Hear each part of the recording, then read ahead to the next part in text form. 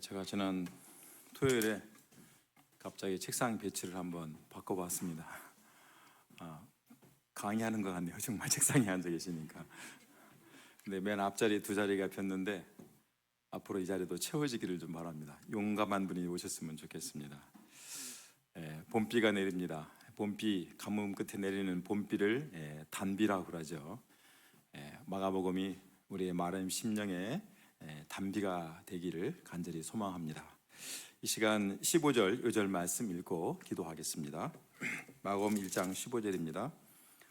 시작. 이르시되 때가 찼고 하나님 나라가 가까이 왔으니 회개하고 복음을 믿으라 하시더라. 감사하신 아버지 하나님, 봄비가 내리는 이날에 마가복음 말씀을 시작할 수 있는 은혜 주셔서 감사합니다. 우리가 마가복음을 여러 번 나누었지만 새 마음으로 이 말씀을 통하여서 오늘 우리에게 증거되고 선포되는 복음이 무엇이고 예수 그리스도가 누구신지를 배우기 원합니다. 부족한 종을 도와주시고 저에게 담비와 같은 은혜를 내려 주시옵기를 기도합니다. 예수님의 이름으로 기도했습니다. 아멘. 오늘부터 마가복음인데요, 신약 성경에서 마가복음, 사람들은 흔히 이제 마태복음이 먼저 쓰여졌다 이렇게 생각하는 사람도 있지만 신약 성경에서 가장 먼저 쓰여진 것은 야고보서입니다. AD 43년경에 쓰여져 있습니다. 구글이나 네이버에 가서 신약 성경 기록 순서라고 이렇게 치면 항상 나오는 게 야고보서가 AD 43년 이렇게 나옵니다. 이건 뭐 변함이 없어요. 그리고 이제 우리가 알고 있는 갈라디아서나 데살로니가 전후서나 또 고린도 전후서나 로마서, 그리고 나서 마가복음이 쓰여집니다. 우리가 생각할 때는 복음서가 먼저 쓰여졌을 것 같은데 놀랍게도 우리가 알고 있는 중요한 서신서들이 마가복음 이전에 쓰여졌습니다. 그것은 교회가 세워지고 복음이 전파되면서 여러 가지 부딪히는 문제에 대한 답을 주기 위한 다급함 때문에 먼저 서신서가 쓰여졌다고 볼 수 있죠. 마가복음에 쓰여진 연대는 학자들마다 의견이 다양합니다. 그러나 보편적으로 AD 48년부터 58년경으로 보는 것이 일반적인 견해입니다. 늦어도 50년대 AD 50년 후반이라고 할 수 있죠. 그 이후로 이제 마태나 마가나 사도행전이 쓰여지고 다른 서신서들이 쓰여집니다. AD 70년 예루살렘이 함락되기 이전에 우리가 알고 있는 신약 성경 대부분이 쓰여집니다. AD 70년 예루살렘 함락 이후에 쓰여진 것은 사도 요한이 쓴 요한복음과 요한서신과 요한계시록밖에 없습니다. 자, 그렇다면 마가는 왜 마가복음을 썼을까요? 왜 마가복음을 썼을까? 아마 사람들에게 예수님이 전파되고 온갖 문제가 생기는데 예수님이 정말 하나님의 아들 메시아신가? 라는 질문들을 다시 하기 시작했던 것 같습니다. 그거에 답하고자 마가복음이 쓰여졌습니다. 자, 그런데 이 마가복음을 쓴 마가가 아주 흥미로운 사람입니다. 마가의 본래 이름은 요한입니다. 마가 요한. 근데 그는 우리가 잘 알고 있는 성공한 유대인이었던 바나바의 조카입니다. 바나바의 누이의 아들이죠. 또 바나바는 우리가 아는 대로 바울의 중요한 선교 동역자였습니다. 우리가 잘 알고 있는 마가다락방, 예수님의 최후의 만찬 장소였고 오순절 성령 강림 역사가 일어났던 그 다락방, 우리는 마가다락방이라고 하죠. 그 마가다락방이 바로 마가의 집입니다. 마가는 그러니까 꽤 부유한 집의 아들이었던 것 같습니다. 자기 집에 예수님도 가끔 찾아오시고 제 아들이 들락날락거리고 거기서 성령도 체험하고, 그러니까 자연스럽게 선교 동역자가 되고 선교 여행에 동참하게 됩니다. 그런데 첫 번째 선교 여행, 바울과 바나바가 같이 따라갔던 아마 바나바가 조카인 마가를 데리고 갔겠죠. 갑자기 마가가 어느 순간에 집으로 휙 가버립니다. 왜 그랬는지 이유는 나오지 않아요. 사도행전에 보면 그냥 가버렸어요. 황당한 일이죠. 아마 좀 힘들었던 것 같아요. 먹는 음식도 안 맞고 잠자리도 불편하고 엄마도 보고 싶고 그래서 갔는지 모르겠어요. 근데 문제는 그 다음에 제대로 선교여행을 떠나려고 할 때 바나바는 그래도 마가를 데려가고자 하고, 바울은 지난번에 얘 중도에 포기했으니까 자격 미달이다, 안 데리고 가려고 합니다. 그래서 바울과 바나바가 대판 싸워요. 대판 싸우다가 결국은 둘이 갈라섭니다. 각각 가버려요. 그러니까 마가는 부잣집 아들로 자라다 보니까 좀 마음이 약하고 겁이 많고 고난을 싫어했던 것 같습니다. 그래서 어려움이 생기면 슬그머니 뒤로 빠지는 그러한 모습을 보였습니다. 자, 그런데 마가복음 뒷부분에 가면 아주 재미있는 장면이 나옵니다. 겟세마네 동산에서 예수님이 밤에 군병들에게 체포당하는데 제 아들과 함께 잠자고 있던, 날이 더우니까 다 벗고 혼이불만 두르고 이렇게 자고 있다가 군병들이 오니까 놀래가지고 혼입을 벗어버리고 벌거벗은 몸으로 달아난 한 청년의 이야기가 마가복음에 나옵니다. 그 청년이 누구일까요? 바로 마가 자신입니다. 마가는 자신이 기록한 마가복음서에 자신의 두려움 때문에 달아나였던 그 수치스러운 일을 그대로 기록하였습니다. 왜 기록했을까요? 너무나 부끄러운 일인데, 저 같으면 그런 일이 있었던 걸 아예 누가 말도 못하게 할 것 같은데, 마가는 다른 사람들은 그런 거 기록하지 않는데 자기는 스스로 기록했습니다. 왜냐하면 거기서부터 마가가 출발했기 때문입니다. 그게 마가의 실존이었습니다. 그런 마가가 달라집니다. 어느 정도 달라지면 후에 바나바의 충실한 선교 동역자가 되었고, 또 베드로는 마가를 가리켜서 베드로후서 5장 10절에 보면 내 아들 마가라고 할 정도로 아주 인정하고 있습니다. 바나바도 골로새 교회 감독으로 마가를 추천하면서 나의 동역자 마가 이렇게 부르고 있습니다. 마가가 달라진 거예요. 변화된 거예요. 그렇게 겁장이고 아주 무서워서 옷 다 벗어버리고 달아났던 그 쫄장부 마가가 아주 담대한 하나님의 사람으로 바뀐 것입니다. 이런 마가가 쓴 마가복음에 주는 메시지는 무엇이겠습니까? 다른 복음서와 달리 마가복음의 중요한 특징이 저는 볼 때 크게 두 가지가 있다고 보여져요. 하나는 예수님의 고난에 대한 그의 이해입니다. 마가복음은 16장밖에 안 돼요. 복음서 중에 가장 짧아요. 그럼에도 불구하고 예수님의 십자가 고난의 이야기가 3분의 1, 예루살렘의 그 일주일이 무려 11장부터 거의 절반 가까이 나옵니다. 그러니까 마가의 관심은 예수님의 고난에 꽂혀 있다라고 이렇게 볼 수 있어요. 그는 연약한 가운데 너무나 실패를 많이 했기 때문에 오히려 예수님의 고난에 더 깊은 관심을 가지지 않았나 생각돼요. 그는 후에 애굽의 알렉산드리아에 가서 교회를 세우고 순교했다고 교회사에 전해집니다. 마가는 겁장이고 두려움 앞에서 달아나는 사람에 불과했지만 나중에는 아주 강하고 담대한 사람으로 바뀌었습니다. 이 때문에 그가 전하는 마가복음은 무엇보다도 그의 인생을 바꾸어 놓은 복음이라고 할 수 있어요. 그의 간증이고 고백이고 체험이 담긴 복음서입니다. 무엇보다도 그가 전하는 예수님은 그의 삶을 완전히 바꾸어 놓으신 그러한 분이심을 증거하고 있습니다. 마가복음의 두 번째 특징은 마가복음에 대한 일반적인 오해라고 저는 찾아보고 싶습니다. 마가복음은 말씀드린 대로 복음서 중에서 가장 먼저 쓰여졌습니다. 또 구약 인용이 가장 적기 때문에 한 번, 두 번밖에 안 나와요. 뒤는 좀 나오지만 앞부분에는 한 번만 나오고 거의 안 나옵니다. 많은 학자들은 마가복음은 이방인들을 위해서 쓰여졌다, 유대인들이 아니라 구약을 모르는 이방인들에게 예수님이 누군지 알리기 위해 쓰여졌다라고 그동안 말해왔습니다. 일리가 있죠. 또 마가복음은 사건에 대한 소개가 자세하고 단순하고 분명하기 때문에 공부하기가 쉽고 메시지 전하기가 편하고 아주 힘이 있기 때문에 우리가 가장 많이 공부했고, 특히 여름 수양회 때 가장 많이 등장하는 단골 메시지가 마가복음이었습니다. 맞죠? 그런데 제가 마가복음을 공부하면서 느낀 것은 좀 다릅니다. 마가복음은 구약의 인용이 겉으로는 잘 드러나지 않습니다. 그렇다고 해서 꼭 구약의 인용이 없는가? 저는 오히려 그 반대라고 생각합니다. 제가 어제 백부장 팀들하고 공부하면서 물어봤어요.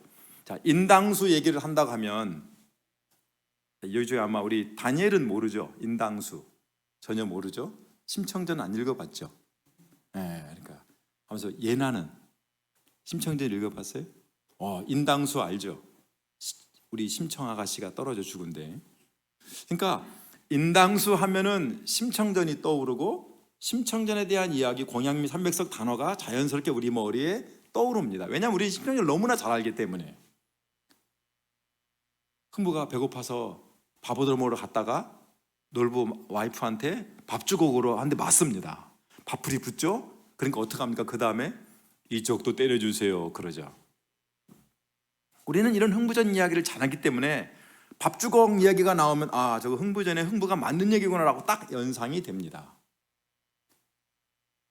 만약에 마가가 구약의 말씀을 구체적으로 인용하지 않았지만 임당수나 박주호 같은 단어를 써가지고 뭔 얘기를 했다면 우리로서는 흥부전이나 심청전이 떠올랐다는 것처럼 마가도 복음서를 쓰면서 그렇지 않았을까라는 것이 저의 생각입니다. 한나, 맨 앞에 자리가 비어 있어요. 당첨되었습니다.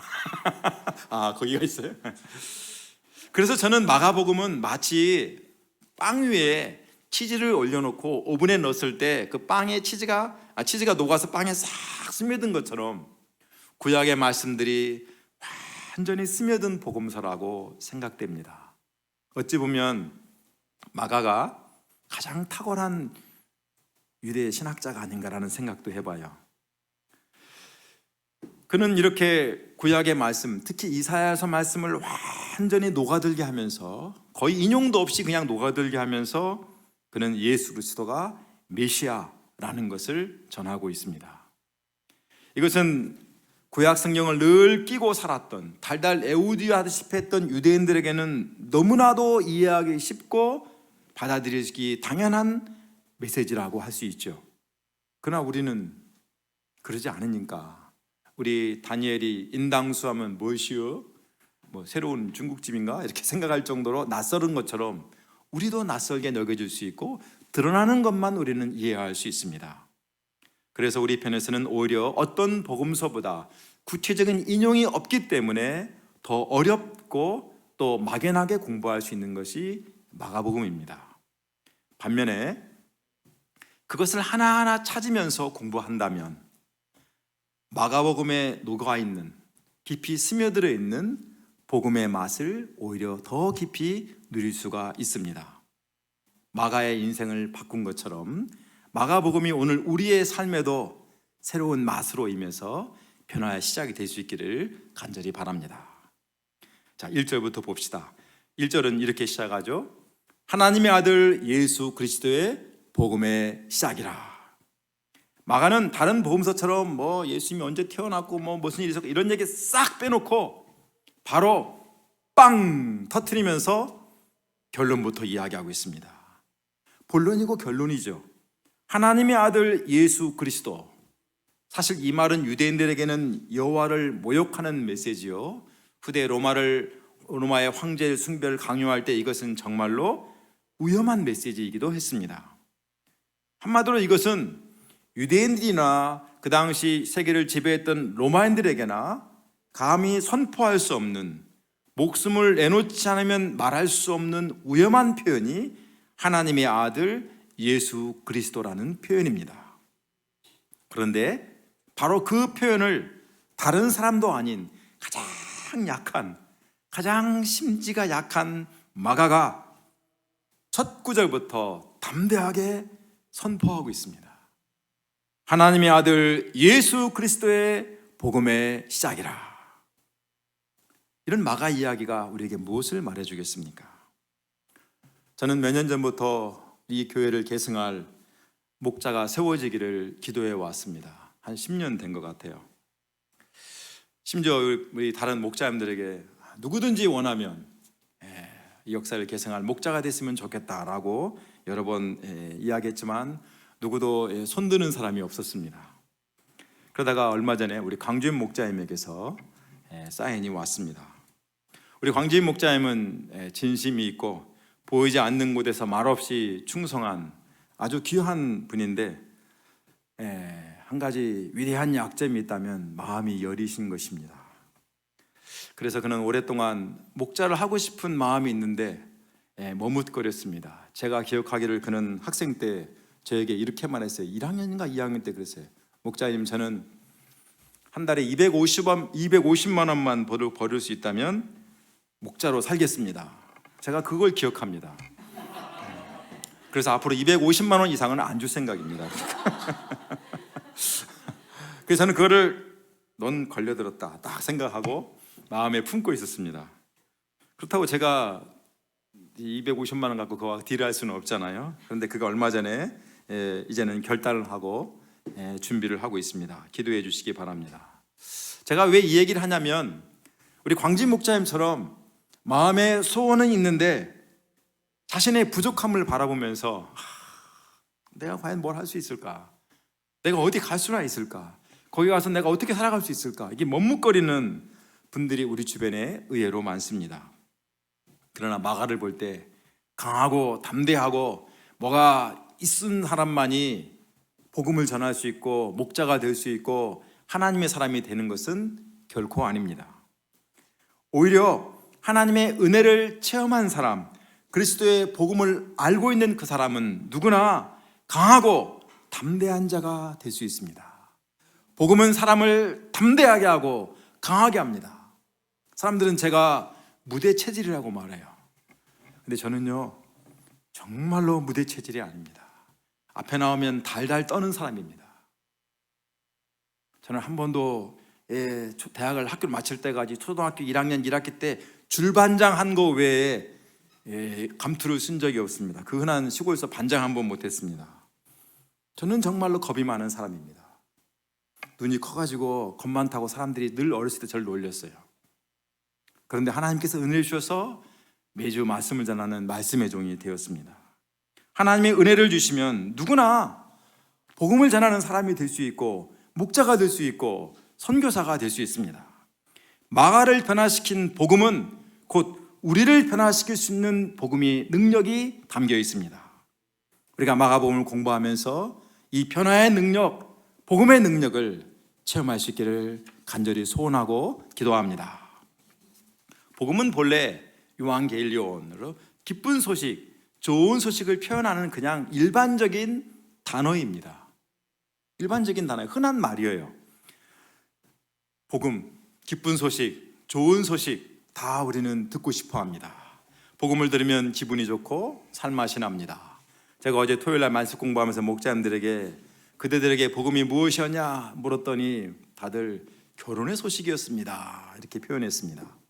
그래서 제가 한 가지 더 물었죠. 지금도 복음이냐 그랬더니 지금은요 아직은 좀 이런 분이 있었습니다. 제가 누군가는 밝히지 않겠습니다. 가정의 평화를 위해서. 그런데 우리 재우 목자님이 저에게는 아직도 복음입니다 이렇게 표현했습니다. 야, 한나 목자님 축하드립니다. 지금은 복음이 못 되고 있어 하는 분도 있었어요. 그런데 재우 목자님은 그 말을 듣자 저는 아직도 복음입니다 그랬어요. 사모님들 집에 가서 추적하지 마세요. 페트라 목자님, 김요한 목자님한테 뭐라고 대답했어요? 묻지 마세요. 요한 목자님 대답 안 했습니다. 근데 거기서 재우 목자 한 걸음 더 나갔어요. 지금은 근데 복음이 못 되고 있어요. 떨어져 있으니까 복음이 아니라 슬퍼요 이렇게 표현합니다. 그를 위해 기도합시다. 떨어져 있어도 복음이 될 수 있도록. 세상에 좋은 소식 늘 왔다 갔다 하죠. 결혼의 좋은 소식도 결혼하면 달라지는 것이 인생입니다. 좋았다, 안 좋았다, 조금 좋았다, 더 안 좋았다 흔들거리고 우리 마음도 흔들립니다. 그러나 마가가 전하는 복음은 세상에 이런 좋은 소식과 다른 절대적인 기쁜 소식이죠. 누구에게나 해당되는 좋은 소식이죠. 바로 그 복음, 그 좋은 소식, 기쁜 소식이 시작되었다 선포합니다. 그리고 그 복음이 바로 하나님의 아들 예수 그리스도에 대한 것이라고 전하고 있습니다. 왜 하나님의 아들 예수 그리스도가 복음인가? 이건 설명하지 않습니다. 그냥 이게 복음이요. 그러니 어떻게 하라는 거예요? 믿어 하고 이렇게 빵 터뜨립니다. 이를테면 결론부터 전제하고 복음서를 시작하는 거예요. 성질이 급하기도 하지만 그만큼 그의 마음은 간절하다고 볼 수 있죠. 그런데 여기서 이 시작이다라는 단어는 그냥 어떤 in the beginning이라고 번역했지만 사실은 이게 입문 또는 출발 이렇게 볼 수도 있어요. 그러니까 마가복음을 하나님의 아들 예수 그리스도의 복음의 입문서라고 할 수 있죠. 우리가 뭐 C 언어를 배워도 무슨 요즘 하는 게 뭐 코딩을 배워도 코딩 입문 뭐 이런 게 있는 것처럼 마가복음이 복음의 입문서라는 거예요. 여기 보니까 거의 대부분 뭐 복음의 입문은 옛날에 띈 분들이 대부분이지만 그러나 언제나 입문이 중요하죠. 마가복음을 제대로 알아야 복음을 제대로 알 수 있는 거죠. 복음의 입문서를 무시하는 것이 아니라 기초가 중요하고 입문을 잘해야 그 다음 단계로 갈 수 있습니다. 여기서부터 복음이 쌓여지면 그 복음이 우리를 바꿀 수 있는 거예요. 마가복음 이 복음을 바로 예수 그리스도의 복음이라고 그랬습니다. 줄이면 저는 예수 복음이라고 하고 싶어요. 왜 그러냐면 요즘 복음이란 말이 너무나 난무하기 때문이에요. JMS 정명석도 뭐 기독교 복음 뭐 선교회 뭐 이렇게 선교하더라고요. 좋은 말은 다 갖다 놨어요. 그래서 저는 그냥 복음이 아니고 여기 저 서부교회 구원파도 기쁜 소식 선교회예요. 정말 웃기죠. 그래서 저는 그냥 복음하면 사람들이 너무 헷갈리니까 아예 못을 박아서 예수 복음 이렇게 말하고 싶습니다. 자, 그럼 마가가 전하는 예수 복음의 내용이 무엇일까요? 우리 2절 한번 읽어볼까요? 2절 시작.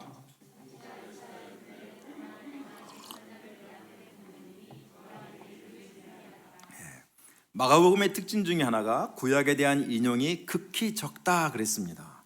그런데 2절 딱 시작하자마자 구약 인용이 나옵니다. 구약 인용이 적기 때문에 학자들은 마가복음을 이방인의 복음서, 구약을 모르는 유대인이 아닌 이방인들을 위한 복음서라고 그동안 생각해 왔습니다. 그러나 마가는 말씀드린 대로 겉으로가 아니라 버터가 녹아내린 것처럼 잘 보이지 않게 구약 인용을 정말로 처음부터 끝까지 촘촘히 박아놓고 인용했습니다. 그런데 다 이렇게 녹아들었는데 그냥 날 것을 그대로 보여주는 것이 여기입니다. 거의 여기밖에 안 나와요. 그렇다면 이것은 그만큼 중요하다는 것이죠. 이 구약의 말씀이 앞으로 전개될 마가가 전하는 예수 복음의 특징이나 성격을 이해하는데 하나의 키워드와 같은 중요한 메시지라는 것을 알려줍니다. 우리는 그동안 이 부분을 공부할 때마다 3절에 광야에 외친 자의 소리가 있어 너희는 주의 길을 준비하라 그의 오실 길을 곧게 하라 기록된 것과 같이 라는 말씀까지 같이 보면서 예수님이 오시기 전에 세례 요한이 700년 전에 활동했던, 우리가 열왕기상 했잖아요. 열왕기하 했잖아요. 우시야 왕 때 이사야가 있었으니까 700년 전이죠. 북이스라엘 거의 멸망 때니까. 이 말대로 세례 요한이 왔고 예수님이 오셨다, 이 예언이 성취됐다, 예언대로 오셨다 하는 것으로 이해했습니다. 700년 전에 예언대로 와서 예언을 성취했다는 것은 굉장히 대단한 것이죠. 또 이런 이해도 굉장히 중요합니다. 그러나 그것은 겉만 본 것입니다. 마가가 인용한 이사야 40장 3절은 한마디로 광야에서 길을 준비하라는 내용입니다. 그런데 그 길이 어떤 길인가 하는 것이지요. 그 길이 어떤 길인가 하는 것이 이사야 40장 1절과 2절 그 앞부분에 나옵니다. 우리가 아는 대로 이사야가 전하는 구원의 메시지는 남유다가 망하고 바벨론의 포로로 끌려가서 거기서 포로 생활을 하다가 그런 자들이 다시 고향 예루살렘으로 돌아올 것을 선포하는 메시지입니다. 그런데 바벨론에서 유다로 돌아올 때 그 중간에 광야가 있습니다. 아라비아 사막이 있습니다. 그래서 광야에서 다시 돌아오는 길을 준비한다는 것은 곧 바벨론의 포로로 갔던 자들이 돌아오는 그 길을 준비하는 것을 의미합니다. 그리고 이제 그와 같은 준비를 하는 것이 곧 세례 요한의 사명이라고 이사야 선지자가 예언한 대로 나타난 것입니다. 세례 요한이 준비한 그 길로 포로로 끌려갔던 자들을 그럼 돌아오게 하는 것, 그것이 바로 메시아의 사역이라는 것을 말합니다. 즉 예수님의 사역은 포로로 끌려갔던 자들을 다시 돌아오게 하는 것이라는 것입니다. 구원이 무엇인가? 여러 가지로 설명할 수 있지만 이 한마디 말씀을 가지고 포로로 끌려갔던 자들을 다시 돌아오게 하는 것, 그것이 바로 메시아 예수님을 통해 이루어지는 구원이다라고 설명하는 것이지요. 이스라엘 역사에서 애굽에서 포로로 끌려갔던 자들이 모세를 통해서 다시 광야를 건너서 돌아가죠. 첫 번째 출애굽입니다. 이것은 바로 하나님이 구원의 여정을 보여주는 중요한 예표와 같습니다. 그렇다면 바벨론의 포로로 끌려갔던 자들을 돌아오는 것은 일테면 제2의 출애굽이라고 할 수 있지요. 즉 예수님의 구원 사역은 포로된 자들을 구원하는 일종의 제2의 출애굽과 같다라고 선포하고 있는 것입니다. 자, 그러면 우리는 그러죠. 그럼 우리가 포로된 자요? 난 자유인인데, 난 자유민주주의 공화국에 살고 있는데, 그렇게 생각할 수 있죠. 우리가 언제 바벨론에 억류되어 있습니까? 나는 아닌데요? 나는 내 마음대로 살 수 있는데요? 라고 우리는 생각할 수 있습니다. 그러나 우리가 좀 더 영적으로 내면적으로 생각해 보면 사실 우리는 그러지 않죠. 우리는 자유인이 아닙니다. 우리는 다 세상에 포로된 자입니다. 물질의 포로요, 욕망의 포로요, 죄악의 포로라고 할 수 있습니다. 또 사망 권세의 포로입니다. 사망이란 틀 안에 우리는 갇혀 있습니다. 언젠가는 다 죽어야 됩니다. 우리는 이걸 깨달을 때 이런 나의 얽매임, 내가 포로된 이 얽매임에서 구원할 수 있는 예수님이 있다는 것이 얼마나 대단한 것인가를 깊이 알게 됩니다. 그러지 않으면 나는 포로된 자가 아니야, 난 자유인이야 라고 한다면 나를 포로에서 구원하시는 이 예수님의 메시아 사역은 제대로 이해가 안 될 수 있어요. 마가의 표현대로라면 예수 그리스도의 복음에 아직 입문을 못한 것입니다. 마가복음은 우리에게 예수님을 통한 제2의 출애굽을 강조하여 설명하고 있습니다. 우리를 출애굽시켜줄 분으로 메시아 하나님의 아들 예수 그리스도의 복음을 전하고 있습니다. 자, 그러면 제2의 출애굽이 일어나면 어떻게 해야 되는가? 4절을 볼까요? 세례 요한이 광야에 이르러 죄사함을 받게 하는 회개의 세례를 전파하니. 세례 요한은 광야에서 돌아오는 길을 준비하는 자라고 그랬습니다. 이를 위해 그가 한 일은 죄사함을 받게 하는 회개의 세례를 전파하는 것입니다. 그렇다면 포로에서 돌아오는 제2의 출애굽의 방식은 다른 것이 아니라 회개입니다. 새로운 구원, 새로운 삶을 향한 변화의 시작은 나의 결심이나 나의 어떤 결단이 아니라 어디서부터예요? 회개로부터. 예수 복음은 나의 회개로부터 온다는 것을 보여줍니다. 세례 요한이 전파한 회개의 메시지에 놀랍게도 온 유대 지방과 예루살렘 사람이 다 나와서 자기 죄를 자복했다. 자복이 뭐예요? 스스로 고백하는 거예요. 내 죄를 내가 알렸다 이렇게 말하지 않아도 저는요 뭐 이러면서 막 다 자기 죄를 드러내놓고 고백하고 세례 요한으로부터 세례를 받았습니다. 요단강에서. 야, 신기하죠? 우리한테 회개하라 그러면 이렇게 할까요? 우리한테 회개하라 그러면 속으로 그러겠죠. 너나 회개하세요. 당신이나 회개하세요. 사실은 교회 가서 가장 듣기 싫은 말이 두 가지가 있는데 그 중에 하나가 헌금하라 하는 것이고 또 하나가 회개하라 하는 것이라고 그래요. 그래서 가능한 한 두 가지 메시지를 안 전하는 것이 교회 번영의 지름길이다라고 어떤 분이 이게 농담 반 진담 반으로 얘기하는 걸 들었습니다. 그러나 회개하라는 말을 해야 돼요. 왜 해야 돼요? 회개해야만이 구원의 문이 열리기 때문입니다. 이들은 놀랍게도 세례 요한이 회개하라 그러니까 막 다 나와가지고 막 눈물 콧물 흘리면서 회개했어요. 어째 이런 일이 났을까? 신기하지 않습니까? 그것은 이들의 마음에 메시아를 기다리는 마음이 간절한 가운데 있었기 때문입니다. 물론 그것은 다니엘의 예언 때문이기도 했지만 전반적인 사회 분위기나 영적인 분위기나 모든 것이 우리에게 메시아가 필요해, 메시아가 오셔야 돼, 누군가 올 거야, 이런 기대가 가득했습니다. 마치 풍선에 바람을 넣어가지고 그냥 빵빵하게 부풀어 있는데 바늘로 콕 찌르면 빵 하고 터지는 것처럼 사람들의 마음이 그냥 메시아에 대한 기대로 빵빵 했는데 거기에 세례 요한이 와가지고 회개하라 그러니까 지금이야 그러고 다 몰려든 거예요. 대단하죠. 회개 안 하는 것이 그 당시에 이상한 겁니다. 코비드 상황에서 마스크 안 쓰고 돌아다니는 사람처럼 회개 안 하는 사람이 이상한 사람이에요. 진정한 부흥은 회개로부터 옵니다. 회개하는 것만이 회복의 길이고 회개가 새 출애굽을 위한 준비라는 것은 레위기 말씀 봐도 분명한 메시지입니다.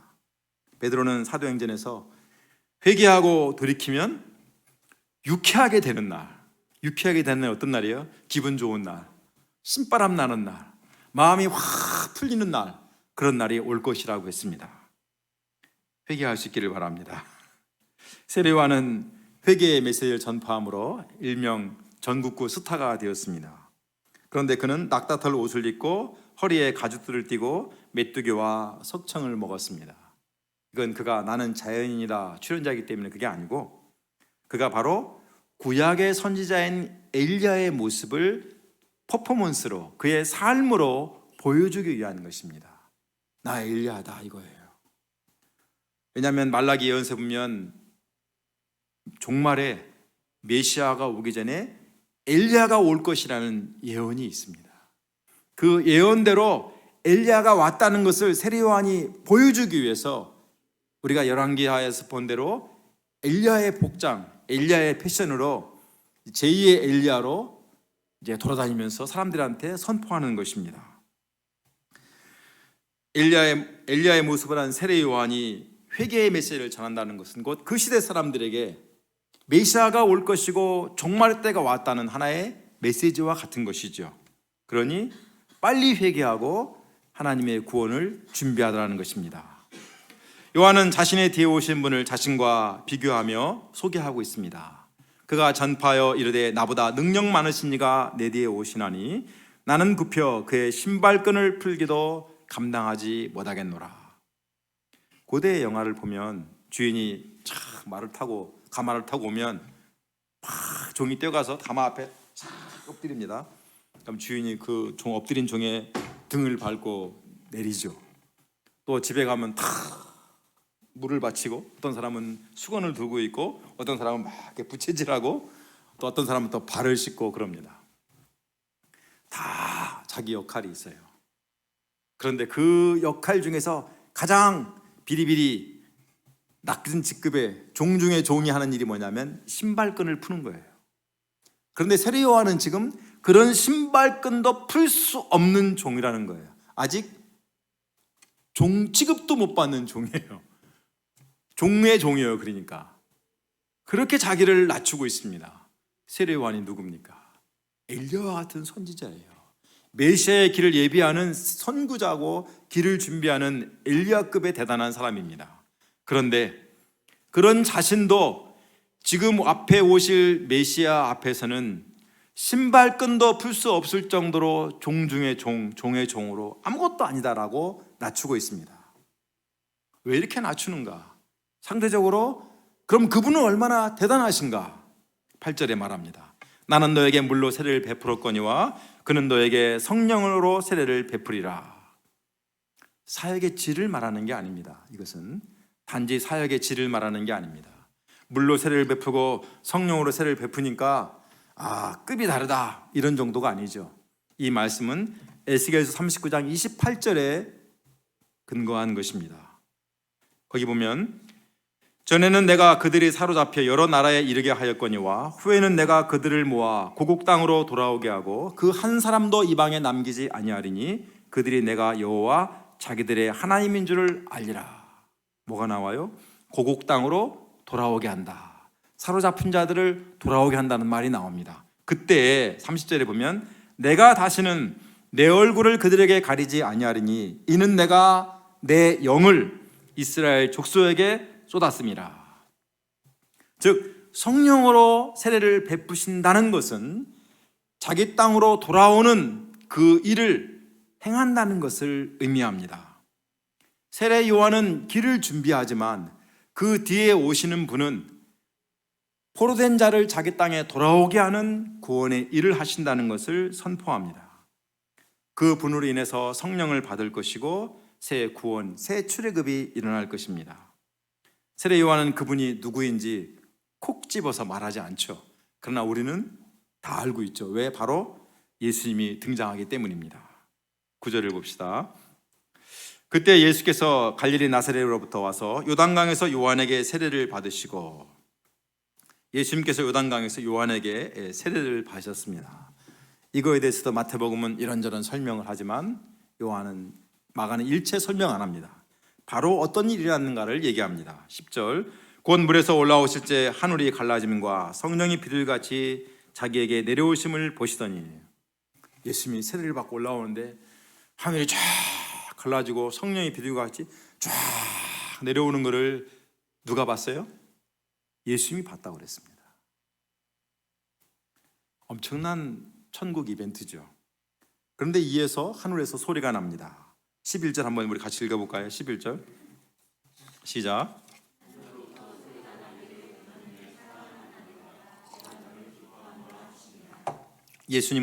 하나님은 예수님을 내 사랑하는 아들이라 선포했습니다. 그리고 내가 너를 기뻐하노라 했습니다. 하나님은 이 짧은 말씀을 통해서 이제 세례 요한에게 세례받고 딱 올라오는 그 예수님이 누군가라는 모든 정보를 압축해서 담아놨다고 볼 수 있습니다. 예수님은 하나님이 직접 선포하고 인정하신 하나님의 아들입니다. 이 하나님의 아들이 누군가라는 것이 시편 2편 7절에 나옵니다. 내가 여호와의 명령을 전하라. 여호와께서 내게 이르시되 너는 내 아들이라. 오늘날 내가 너를 낳았도다. 그리고 이어지는 구절에 보면 하나님의 아들이 할 일이 무엇인가를 나옵니다. 이방 나라들을 정복하여 땅끝까지 이르는 이스라엘 왕이 되심을 선포한다고 나옵니다. 그러니까 하나님의 아들은 곧 왕입니다. 온 나라를 정복하실 왕이 되십니다. 이 왕을 여호와께서 직접 세우시고 인정하십니다. 여호와께서 기름 부어 세우신 왕, 여호와의 기름 부음을 받은 자, 기름 부음 받은 자, 그게 누구예요? 우리는 뭐라고 불러요? 메시아, 그리스도라고 부르지요. 기름 부음 받은 자. 결국 하나님의 아들로 선포되신 이 예수님은 여호와께 기름 부음을 받으신 왕이요, 메시아요, 그리스도요, 구원자이심을 증거하고 있습니다. 마가복음 14장에 예수님이 신문 받을 때 대장이 묻습니다. 네가 찬송받을 이 그리스도냐? 찬송받을 이가 누굽니까? 하나님의 아들이죠. 그리고 그분은 곧 그리스도다라는 것을 당시 유대인들은 상식적으로 알고 있었습니다.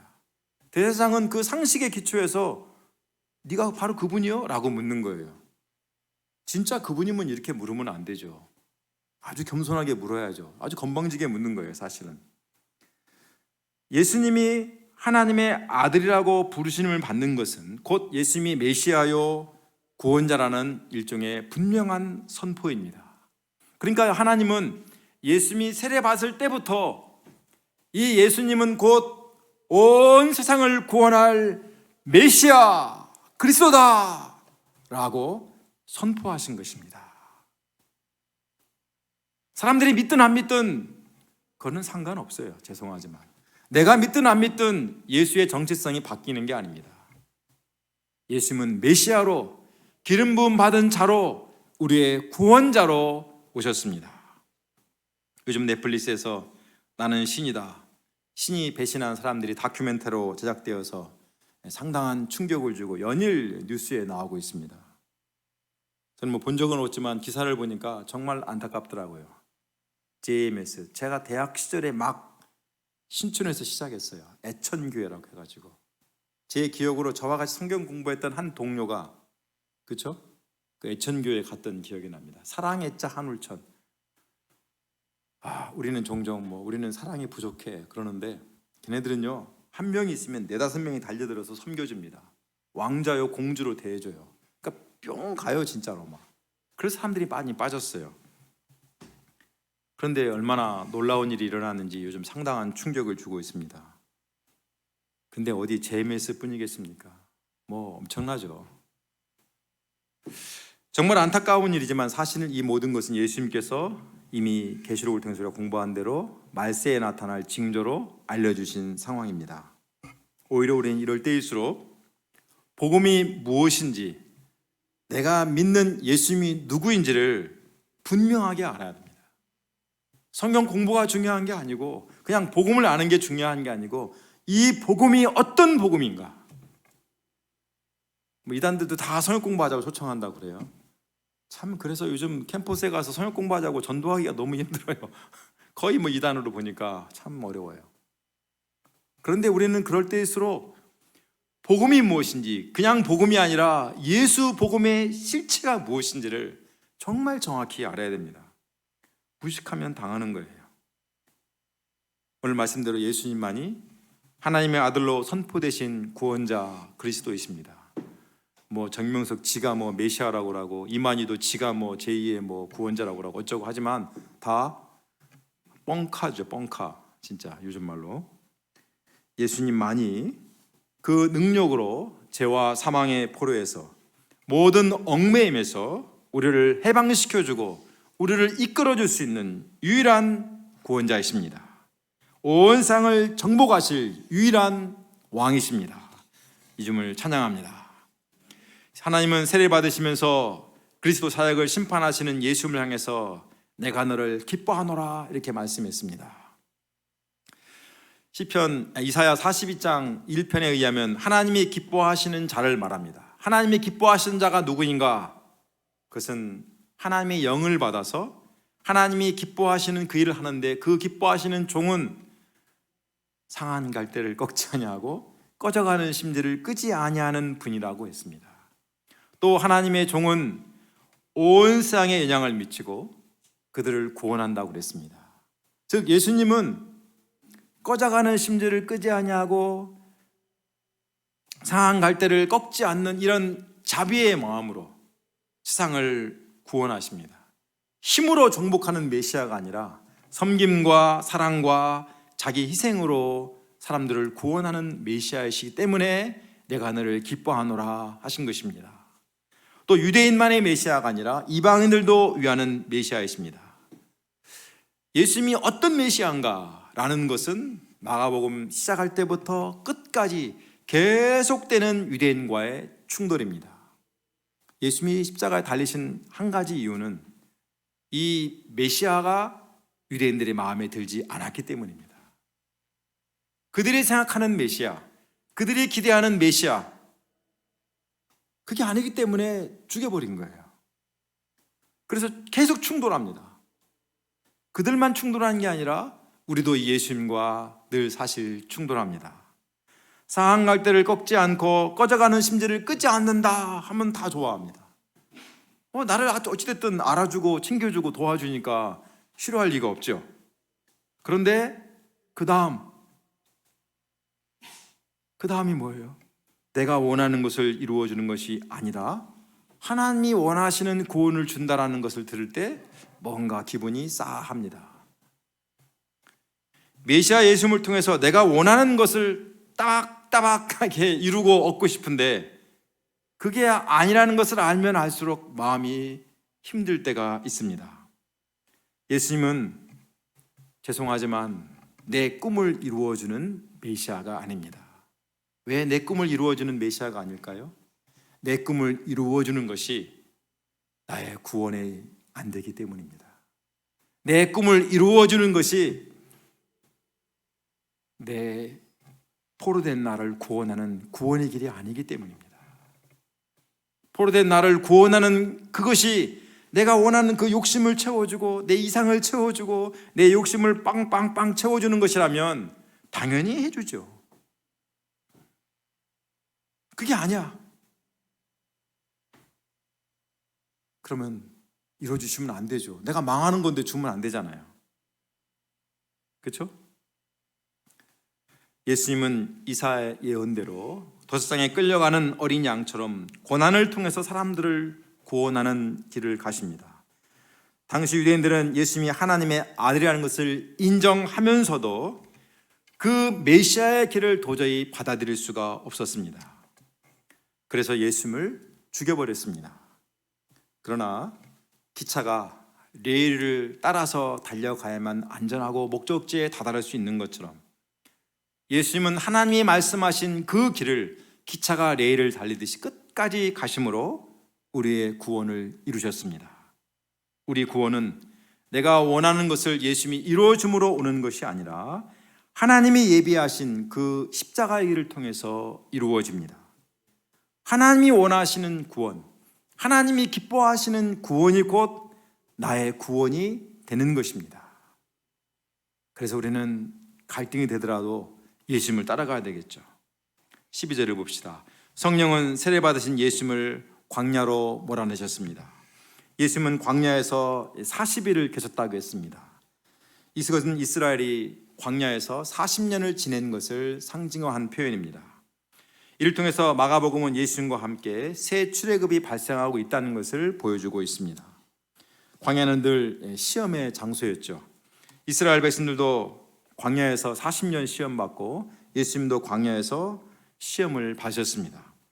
그렇지만 이스라엘은 광야 시험에 실패하고 몇 사람만 시험을 통과하고 약속의 땅에 들어갔습니다. 그러나 예수님은 이 시험을 이기고 들짐승과 함께 했다고 했습니다. 들짐승과 함께 했으니까 광야에 있으니까 들짐승이 왔다 갔다 했다 이렇게 이해할 수도 있지만 사실 이것은 이사야에 나오는 구원의 날에 사자들이 어린 양과 뛰논다라는 표현을 유추시켜 상징화한 말씀이라고 볼 수 있습니다. 특히 그날에 주께서 다시 그의 손을 펴사 그의 남은 백성을 돌아오게 하실 것이라고 하였습니다. 흩어진 이스라엘 백성이 돌아올 때 모든 것이 회복되는 새날이 온다라는 것을 예수님을 통해서 보여주고 있습니다. 요한이 잡힌 후에 예수님은 갈릴리에 오셔서 하나님의 복음을 전파하셨습니다. 15절 때가 찼고 하나님 나라가 가까웠으니 회개하고 복음을 믿으라. 때가 찼다는 말은 때가 되었다는 말이기도 하고 때가 되었으니까 남은 시간이 별로 없다는 말입니다. 학생들은 때가 찼다는 말을 좋아하지 않습니다. 시험이 내일인데 때가 찼다. 와, 큰일이다. 이럴 때가 많잖아요. 그런데 사실은 때가 찼다는 말에 빈틈이 있어요. 아직은 아니라는 거예요. 아직은 기회가 있다는 거예요. 우리 그런 경험이 있죠. 문제지 받기 전 그 1분 동안에 팍팍 펴서 봤는데 오! 여기 나왔어. 그 짧은 순간에 C에서 B로 바뀌고 B에서 A로 바뀌는 순간이죠.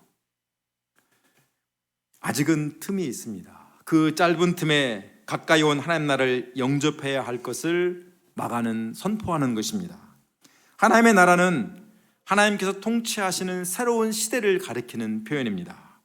이제 막을 내리는 옛 시대는 하나님 나라와 대조되는 시대로 사탄이 왕노릇하는 시대라고 표현할 수 있습니다.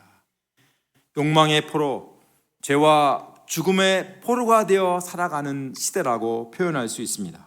그러나 이제 새로운 구원의 시대, 해방의 시대, 새 출애굽의 시대, 자유의 시대, 감격의 시대가 예수님을 통해서 시작되었습니다. 이 새로운 시대를 누리려면 한 가지 조건이 있어야 됩니다. 뭐예요? 회개하고 복음을 믿어야 합니다. 회개가 무엇이고 믿는 게 무엇인가 하는 것은 앞으로 마가가 여러 가지 모습으로 우리에게 설명합니다. 회개하고 복음을 믿으라. 아직은 끝이 아니죠. 자, 우리가 계시록에 배운 대로 예수님이 종말의 때가 다가왔습니다. 예수님이 오시는 것만이 그런데 종말이 아니죠. 내 인생이 끝나는 것도 종말입니다. 아직은 기회가 있습니다. 아직은 오늘까지, 이 순간까지는 우리가 기회가 있는 거예요.